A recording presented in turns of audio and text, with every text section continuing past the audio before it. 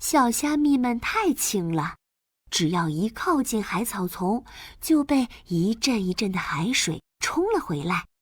小虾米们在海水里一边大叫，一边翻滚着逃跑，吵醒了正在睡觉的小水母。哼，又是这群小偷！他们怎么……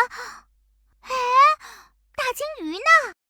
呼噜呼噜，小水母看到海草丛一抖一抖的，还发出了一阵阵呼噜呼噜的声响。大鲸鱼，是你吗？糟了，我怎么睡着了？小水母，对不起，海草丛好软好舒服，我睡着了。你的呼噜声可真是太棒了，太棒了！这还是第一次有人夸我打呼噜呢。你可不知道，刚才小虾米又来偷海草，是你的呼噜声把它们赶跑的。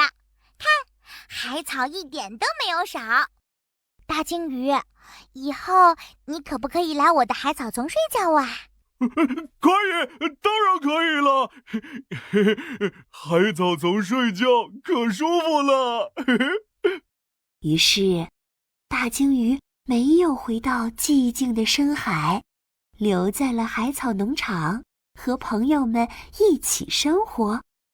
海草农场也长出了越来越多的海草，更软，更舒服，更适合大鲸鱼睡觉了。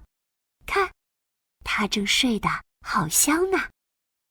晚安，爱打呼噜的大鲸鱼。